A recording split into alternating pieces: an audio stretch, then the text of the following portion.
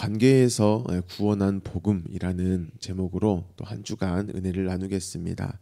방금 읽었던 43절에 보면은요, 낯선 문장이 하나 있습니다.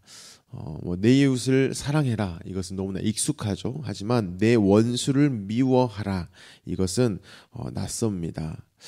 성경에는 원수를 사랑해라, 이웃을 사랑해라, 이런 말들이 있습니다. 하지만 원수를 미워해라 라는 말이 없다라는 것이죠. 왜 원수를 미워하라라는 이 말, 이것을 지금 예수님께서 언급을 하고 계시냐? 저와 여러분이 알다시피 구약에는요, 하나님 사랑, 이웃 사랑에 대한 것들이 많이 기록이 되어져 있습니다. 그런데 인간이 그 하나님 사랑, 이웃 사랑을 해야 되는데요, 그 스스로는 그것을 해낼 실력이 없다라는 것이죠. 그렇기 때문에 이 사랑에 대한 나의 어떤 무능력이 드러난다라는 겁니다. 그래서 그것을 감추려고 한다라는 거예요. 그로 말미암아서 이제는 그 원수를 미워하는 것으로 가버립니다. 모든 이웃을 사랑을 해야 되는데요, 그 모든 이웃을 사랑하지를 못해요. 그 못하는 나 자신을 이제 정당화하기 위해서 원수에게 대해 사랑이 아닌 미움을 이렇게 하게 된다는 것입니다. 이렇게 하는 것이죠. 저 사람은 원수야, 그러니까 미워해도 돼. 내가 저런 사람까지 사랑할 것은 아니야, 이렇게 해버린다라는 겁니다. 이것을 악마화 전략이라고 우리가 주일날 말씀을 들었죠. 그래서 예수님께서는요, 지금 굳이 이거를 언급하시는 거예요. 그 당시의 사람들이 그렇게 원수는 미워하는 거야, 이웃은 사랑하는 거야, 이것이 그렇게 문화처럼 있었다라는 것입니다.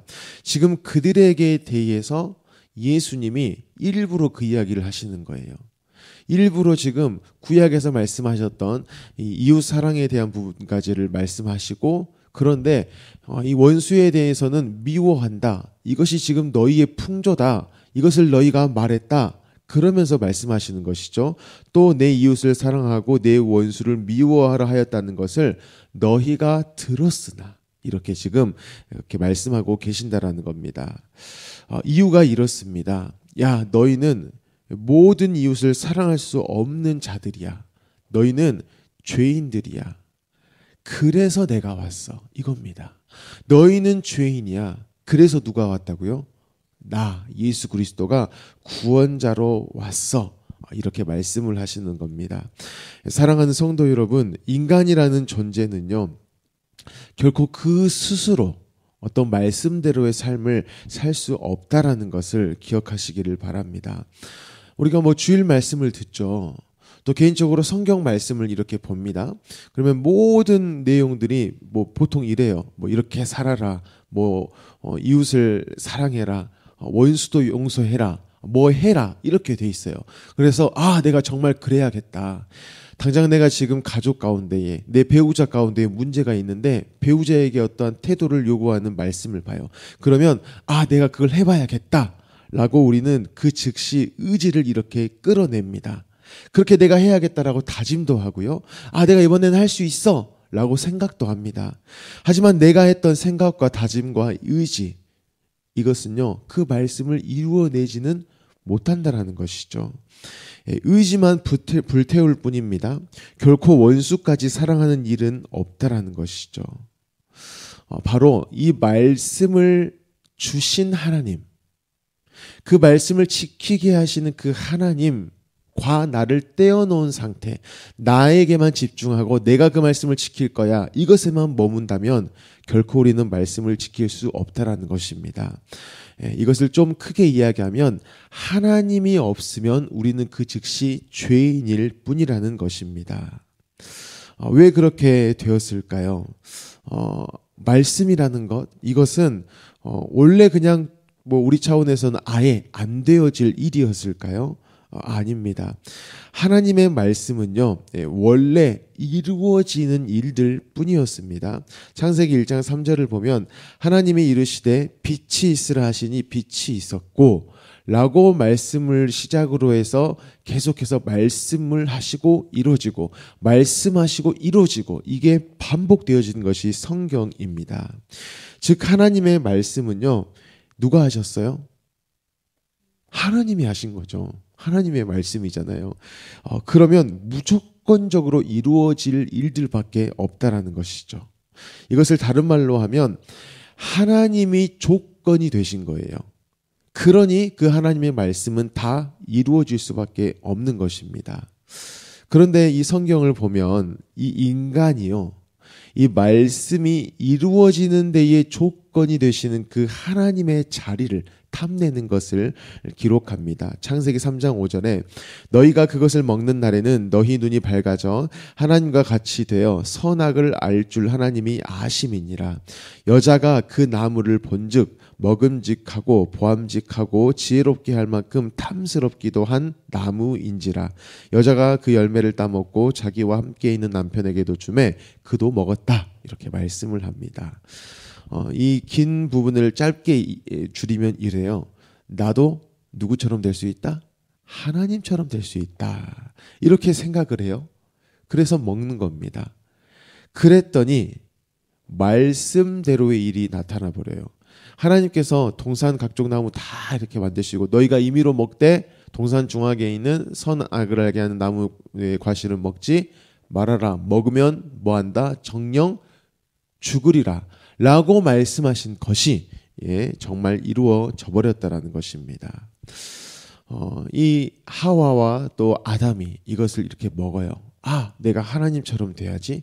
나 하나님처럼 될 수 있어. 이렇게 했는데요. 한번 우리가 질문을 해봐야 됩니다. 정말 우리가 하나님처럼 될 수 있을까요? 하나님처럼? 물론 정말 똑같이 하나님처럼은 될 수 없죠. 그런데 하나님이 우리를 만드신 것을 보면, 만드신 과정과 그 하나님의 계획과 그 모든 것들을 보면은 또 죄 지었지만 예수 그리스도로 구원하시고 지금도 성령으로서 우리를 책임져 가시는 걸 통해 보면은요, 하나님은 우리를 어떤 하나님처럼 이렇게 성장시키시고 하나님처럼 성숙해 하시려고 하셨구나. 이것을 우리가 충분히 볼 수가 있습니다. 하나님이 우리를 만드실 때 우리를 하나님보다 하등하게 만들어 가지고 이방의 신들처럼 우리를 노예로 만들어서 신이 하는 일들을 대신하게 하려고 우리를 만드신 것이 아닙니다. 하나님은 우리를 하나님답게 만드셨대요. 쉽게 이야기하면 하나님의 자녀로서 우리를 만드신 겁니다. 여러분, 부모에게 있어서의 이 자녀, 여러분에게 있어서 여러분 자녀는 여러분보다 하등합니까? 절대 여러분을 뛰어넘어서는 안 됩니까? 무조건 여러분들이 더 훌륭하고 이럽니까? 그런 부모는 한 명도 없다라는 겁니다. 부모의 소원은요, 자기 자녀가 부모보다 뭐 하는 거? 훨씬 잘 되기, 훨씬 잘나고 이것을 원하는 것이 부모입니다. 또 그게 부모의 존재 목적이라는 것이죠. 그래서 하나님께서도요, 하나님의 형상을 따라서 우리를 만드시고요, 그 하나님처럼 살도록 우리를 그렇게 다스림의 이 사명까지도 주셨다라는 겁니다. 하지만 그 일, 하나님의 목적이 이루어지려면 자녀인 우리가 누구 안에 있어야 해요? 하나님 안에 여전히 있어야 한다라는 겁니다. 하나님 안에서 하나님과 교제함으로 하나님을 알아가고요, 하나님을 경험하는 삶을 살아가고요, 그로 말미암아서 하나님의 어떠한 수준까지 성장시키시는 거예요. 하나님의 수준까지로 우리를 성숙하도록 하나님은 하신다라는 겁니다. 그런데 이 사탄이요, 그 성장과 성숙 이거를 빼버린 채, 야, 너 그냥 하나님처럼 될 수 있어, 이렇게 해버렸다라는 것입니다. 사탄의 목적이 있었죠. 우리와 하나님을 뭐 해버리려고? 떼어놓으려고 하는 겁니다. 그래서 결국에 이 하나님의 말씀대로 이루어져 버렸다는 것이죠. 선악과를 먹어버린 인간이 죽게 됐습니다. 이때 죽게 되어졌다라는 것은 생물학적으로 죽게 되었다라는 것도 있고요, 영적으로도 죽었다, 이것을 의미합니다. 이처럼 죄라는 것은요, 우리의 모든 것을 다 죽게 했다라는 것입니다. 사랑하는 성도 여러분, 제가 굳이 이렇게 길게 뭔가를 말씀을 드렸는데요, 예수님 하나님께서 지금 이것을 들춰내시는 겁니다. 죄라는 것이 무엇인가에 대해서 들춰내시는 거예요. 이웃을 사랑해라, 원수도 사랑해라, 용서해라 라고 말씀하셨지만 그것을 결코 해낼 수 없는 인간입니다. 인간 스스로 그것을 결코 해낼 수 없어요. 그런데 자꾸 해보려고 해요. 그러다 안 돼요. 자꾸 말씀을 안 지킴이 돼요. 정죄를 받아요. 아이고, 원수는 내가 사랑할 것이 아니라 미워야 할 것이네. 이렇게 바꿔버린 그들에게 대해 너희는 지금 죄인이야. 너희는 죄인이야. 너희는 죽음이야. 죽었어. 그러니 너희에게는 누가 필요해? 내가 필요해. 구원자인 나, 내가 필요해. 이것을 지금 계속 드러내고 계신다라는 겁니다. 예수님께서는요, 구원자로 오셨어요. 계속 산상수훈을 통해서 확인할 수 있는 부분입니다. 너희에게는 누구만 필요하다? 예수 그리스도, 나만 필요하다. 내가 구원자다. 인간의 언어든지 존엄이라든지 이 모든 것에 대해서 유일한 구원자는 나다. 내가 복음이다. 이렇게 말씀을 하고 계신다라는 것이죠. 예수님이 구원자가 되신다라는 것은요, 우리에게 참으로 반가운 소식입니다. 그런데 그게 반갑다. 이게 되려면요, 그 전에 한 단계가 필요합니다. 뭐가 있어야 되죠? 구원자가 필요하면, 내가 죄 없는 사람이면 구원자가 필요합니까? 필요하지 않다라는 것이죠. 예수님이 진짜 반가우려면은요, 내가 진짜 죄인인 것이 드러나야 돼요. 또 그게 시인돼야 하는 것입니다. 그런데 어느 정도의 죄인이냐? 예수 그리스도를 죽여야 할 만큼의 죄인이라는 것. 하나님이 죽으셔야 할 만큼의 죄인인 것이 내 가운데에서 고백이 되어져야 한다라는 것이죠. 그게 저와 여러분입니다. 말씀을 들었지만 사실 우리는요, 말씀을 안 지키려고 작정한 자들입니다. 우리는 늘 하나님을 아버지로 부르지만요, 하나님을 아저씨 취급하고요, 하나님은 어른 대접도 안 해요. 그냥 그 자리에서 늘 끌어내려버리려고 하는 것이 바로 우리입니다. 그래서 하나님이 그런 우리에게 대해, 여전히 우리가 자녀잖아요. 근데 그 자녀의 죄에 대해서 나 몰라를 하실 수 없어요. 공의의 하나님이시니까요. 그래서 누구를 죽이시죠? 아들 예수 그리스도를 죽이신 겁니다. 그렇게 우리에게 구원이 왔다라는 것이죠. 그 구원을 주시려고 구원자로서 예수님이 오셨다라는 겁니다. 그래서 이 사실 가운데에 놀라운 한 가지 진리를 우리가 봐야 합니다. 저와 여러분이 아무리 큰 죄를 지어도요, 더 큰 사랑으로 덮어주시는 구원자가 있으십니다. 누구시죠? 예수 그리스도이십니다. 여러분, 이게 복음인 겁니다. 우리는 또 앞으로 죄를 지을까요, 안 지을까요? 짓겠죠. 여러분들은 저보다 연세가 더 있으시니까, 그러면 앞으로 우리가 100년 산다고 보면은 여러분이 이제 지을 죄가 많을까요? 김 목사가 지을 죄가 많을까요? 김 목사가 지을 죄가 훨씬 많습니다. 자, 그런데 그 죄 가운데에서 여전히 제가 그래도 고개를 들고 또 목사라는 타이틀로 설교할 수 있고 또 성도를 신방할 수 있고 누군가의 아픈 마음에 대해서 함께 안아주고 위로해 줄 수 있는 이유가 있어요.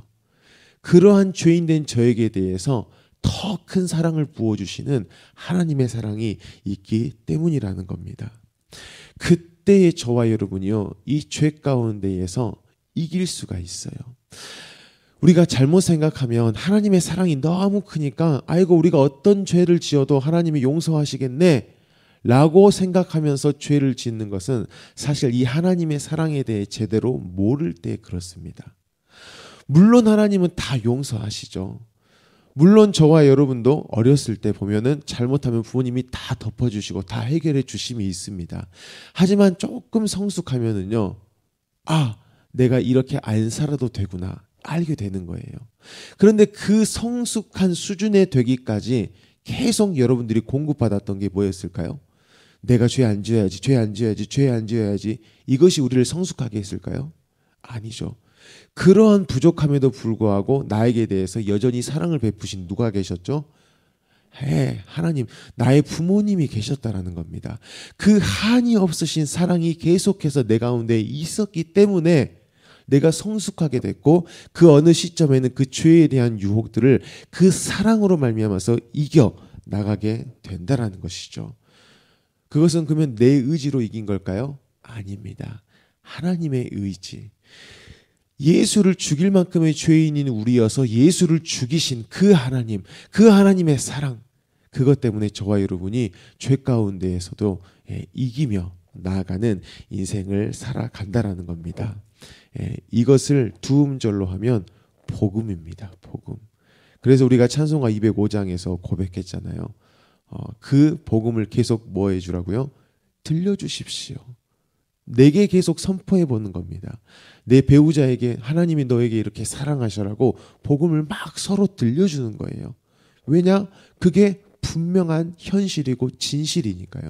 없는 이야기인데 좀 좋은 이야기, 감동시킬 만한 이야기여서 듣게 해서 그 순간 그냥 뭐 좋게 하고 넘어갈 것이 아니라 너무 분명한 역사예요. 하나님의 일하심이었고 나를 향한 일하심이었고 그렇게 내가 구원받았기 때문에 그 복음을 계속해서 들려주시라는 겁니다. 그렇게 저와 여러분이 오늘 하루 살아가실 때에요. 내 자신에게 그렇게 너에게 예수님이 함께 하셔. 하나님이 너를 그렇게 사랑하셔. 너에게 그 사랑이 너무나 충만해. 그리고 너는 그 사랑을 누군가에게 분명히 흘려 보낼 거야. 그 하루를 살아갈 거야. 그렇게 사람들을 대할 거야. 이렇게 담대히 선포하시면서 하루를 살아가시기를 예수님의 이름으로 축복합니다. 아멘. 함께 이 시간 기도할 때에요. 우리 주신 말씀을 가지고 함께 기도하시기 바랍니다. 하나님께서는 우리를요 하나님 정도의 사랑의 대가 이것으로 만들어 가고자 하십니다. 이웃과의 관계 가운데에 심지어 원수에게 대해서도 사랑을 베푸는 것을 하나님은 이끌어 가십니다. 그것이 되려면 원수였던 내게 대해 베푸신 하나님의 사랑을 우리가 알아야 합니다. 그 예수 그리스도가 내 안에 충만해야 합니다. 하나님, 오늘 내 안에 예수님이 충만하여 주십시오. 그 하나님의 사랑으로 내가 가득 채워지게 하십시오. 그리고 그 사랑이 가득 채워져서 이제는 누군가에게 흘러가는 그 놀라운 하루를 살아가게 하십시오라고 기도하시기 바랍니다. 용복마을을 위해서 기도하여 주시고 또 오는 주일 우리 청지기 주일입니다. 청지기 주일을 위해 기도하시고 또 후반기 양육과정 수료식이 있습니다. 수료식을 위해서도 기도하시기 바랍니다. 담임 목사님의 가정과 건강을 위해서 기도하시고 나라를 위해, 민족을 위해, 또 북한 땅을 위해, 열방을 위해 기도하시고 튀르키예 임순택 선교사님, 견면중앙교회 이기룡 목사님을 위해, 그리고 우리 광신대학교를 위해서도 기도하시기 바랍니다. 우리 모든 기도 제목을 가지고 함께 기도하겠습니다.